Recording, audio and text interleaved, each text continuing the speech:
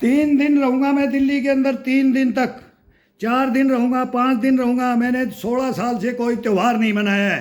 प्रधानमंत्री जी बात सुन लो, गृह मंत्री जी, डिफेंस मिनिस्ट्री, होम मिनिस्ट्री, ये सब आ गई है, पीएम और सब आ गए। मेरा मंत्रालय सुन लो, और गृह मंत्रालय सुन लो, और मेरी सीआरपीएफ सुन लो, और जितने भी रक्षा विशेषज्ञ हैं ये सुन लो। ये सब बड़े बड़े बहुत विद्वान आदमी आते हैं, सबको मैं मानता हूँ, सबको जानता हूँ, बाई नेम जानता हूँ, सबकी डिबेट देखता हूँ। आप इन अफसरों को बुला लो, और मैं वहीं पर दिल्ली में ही रहूँगा। पिछली दीपावली मैंने नोएडा में ही मनाई थी। मेरे को ये सब बोला छुट्टी होगी, बोला सर आज इंटरव्यू नहीं होगा, और वो आज तक हुआ ही नहीं। मेरे को 10 दिन का टाइम दिया था, मैं उनकी बात मान के आ गया था। आज 1 साल निकल गई, दूसरी दीपावली आ गई है। 1 साल पहले मैं कब्र से उठ चुका हूँ, जब से मैं बोलना शुरू किया हूँ। पहले तो मैं इनका प्रोटोकॉल के अनुसार घूम रहा हूँ, और अभी भी प्रोटोकॉल के अनुसार 3 दिन दूंगा मंत्रालयों को टाइम। जी दिल्ली में मेरे को 5 दिन रुकना पड़ जाए, मैं डायरेक्ट नहीं जाऊंगा। बोलते हैं कि यहीं जयपुर से झंडा लेकर के चलते पैदल यात्रा भी कर सकता हूँ, पैदल आ सकता हूँ। इतनी है शरीर में जान, अभी भी देश के लिए मरने मिटने के लिए तैयार हूँ, तो पैदल भी चल सकता हूँ। मैं भी नंगे पैर यात्रा कर सकता हूँ, लेकिन देश की बदनामी होती है, काम नहीं करूँगा। पहले बता दिया 26 जनवरी 15 अगस्त को नहीं करूँगा, और न किसी को त्यौहार के ऊपर करूँगा। लेकिन इसके अंदर बातें हैं, इसकी मेरी विनती समझो, इसकी धमकी नहीं, मेरी विनती समझ लो। और मेरे को प्रेजेंट मैं आऊँ तो मेरे को पूछा जाए कि मैं पागल की तरह, मेरे को बोलते हैं कि ऑफिसों में जाता हूँ और ये करो और वो करो, और मेरे को मैं बोलता हूँ डायरेक्ट मेरे को किसी से मिला दो, तुम्हारा क्या प्रोटोकॉल है उसके अनुसार मिला दो। मार्शल बुलाते हैं, मैं बोलता हूँ बुला लो मार्शल, फिर ये आ जाता है, फिर तुम तड़ाका हो जाता है। ये मार्शलों की धमकी देते हैं, फिर क्या करूँ मैं? फिर ये भी होगा कि तेल की बोतल ही लाऊं मैं। ये भी बोले मीडिया में, मैं बोला तेल की बोतल लिया बेटे को लेके, मैं बोला तेल की बोतल यहीं आज ही दीपावली हो जाएगी, एक सैनिक मर जाएगा यहीं पर। बेटा ही घबरा गया, पापा यहाँ तेरे को अरेस्ट करवा देंगे, अरे तू चल, अरे बोले तेरी कोई नहीं सुनेगा। ये बातें कर दी, ये सैनिकों की सुन रहे हो? प्रधानमंत्री जी बॉर्डर पे जा रहे हो, हर साल जाते हो, बड़ी खुशी की बात है कि सैनिकों के साथ, और सेना को क्या कर रहे हो। और मैं सारी कोई बड़ाई नहीं कर रहा, काम हो रहा है, बढ़िया कर रहे हो। लेकिन एक सैनिक की अब सुनना पड़ेगा आपको। और मैं आपके गेट में आ रहा हूँ, गृह मंत्री जी के भी आ रहा हूँ, रक्षा मंत्री जी के पास, राष्ट्रपति जी के पास। कोई एक एंट्री आश्वासन दे दो, आगे ये जांच आयोग दे दो, और मेरा फैसला, और मेरी बात करा दो, और इनको बुला लो और मेरा फैसला करो। मैं कब तक ऐसे रोता रहूंगा? फिर मेरे भी तो कोई दिल दिमाग संतुलन ये सब फिर क्या है, जवान का फैल होता है। फिर मेरे को ये आज़ाद कर दो, आप मेरे को घोषित कर दो कि आप गलत हो, घोषित कर दो, फिर मैं अपना जीवन जी के दिखा दूंगा। लेकिन अब मैं जीवन नहीं जी रहा, आपको क्या बताऊं, आपको बोल नहीं सकता मैं। ये जो ठेस लेकर के बैठता है ना, ये पता नहीं कितनी आत्महत्याओं को फैल करता है ऐसा जवान। ये मर्द का बेटा मर्द सैनिक था, इसलिए बचा हुआ है। मैं तो ये बोलता हूं, मैं कायर मत बनो, किसी को भी बोलता हूं, किसी भाई को भी। सुसाइड से बहुत करना है। भगवान को भी आगे जाओगे तो क्या जवाब दोगे? वो भी बोलेगा लात मारेगा, भगवान लात मारेगा, तेरे को इसलिए इंसान बनाया था। और किसी का मर्डर करके आया तब लात टिकती है। दो ही किसी धर्म में वो कहीं भी माफ नहीं है। कि वो बोले कि मेरे ऊपर तू मर गया ना, तब भी बोलेगा नहीं, गलत। भगवान को क्या मदद कर दोगे तुम? भगवान के ऊपर क्या मर जाओगे? ये बहाना मत ढूंढो मेरे भाइयों, ये बहाना हिंदुस्तान में मत ढूंढो। ये हिंदुस्तान को हिंदुस्तान समझ लो, भाई भाई आपस में समझ लो, प्रेम भावना समझ लो। धर्म संस्कृतियाँ ये सब की अलग अलग है, पूजा पद्धतियाँ अलग है, सब कुछ अलग है सब में। अब ये क्या देख रहे हैं, ये गरबा में ये बहुत गलत हो रहा है, बहुत गलत हो रहा है।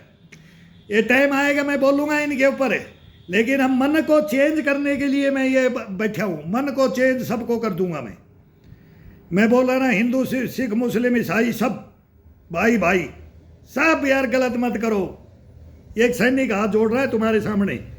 मैं मरा हुआ हूँ, मैं ईश्वर से मिल चुका हूँ, मैंने अपनी आत्मा को विलीन कर चुका हूँ। अब मैं देश के काम आने के लिए बैठा हूँ। नहीं मैं आता नहीं, मैं नहीं आता, मैं कभी नहीं खड़ा होता।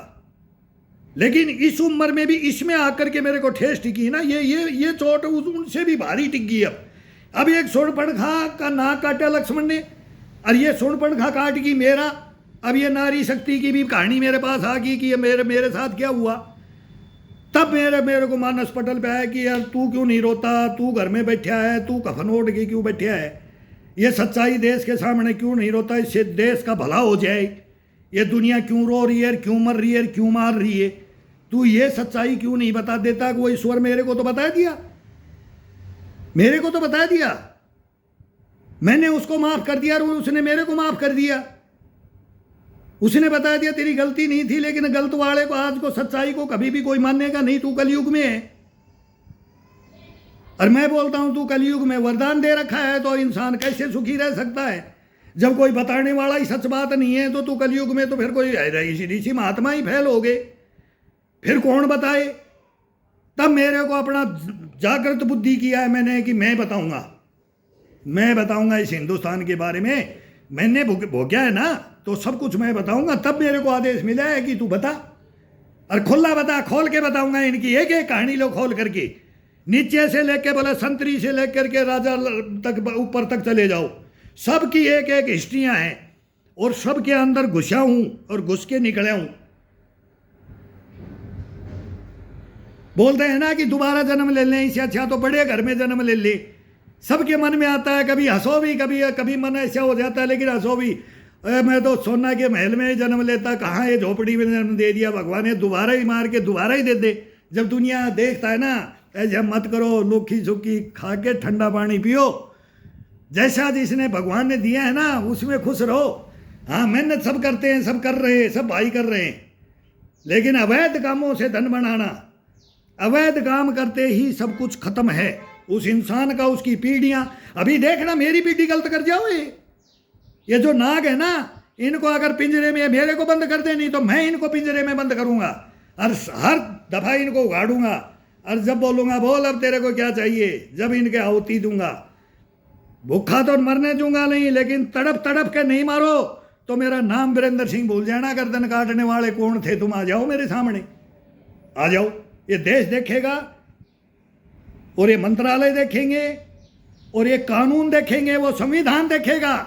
कई बार गुस्से में मैं बोलता हूं संविधान है ही नहीं, किसने संविधान का नाम एक सहारा ले रखा। संविधान कहाँ गया था, मैं बताता हूं संविधान कहाँ था, मैं बताऊंगा बाबा, ये बात आने दो, ये फैसला होगा जब पूछूंगा कि संविधान क्या था, मेरे साथ क्या हुआ, बताओ।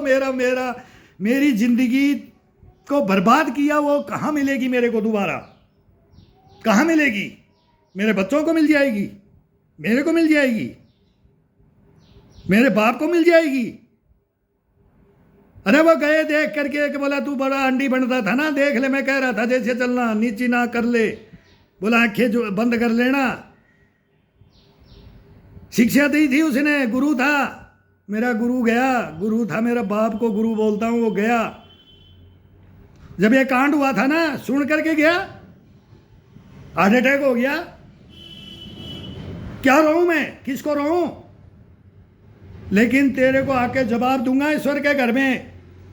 अगर नंगा करके आया हूं इनको, वो जवाब चाहिए मेरे को, उस आत्मा को जवाब देने के लिए बोल रहा हूं मैं। वो सच्चा सैनिक था गुरु।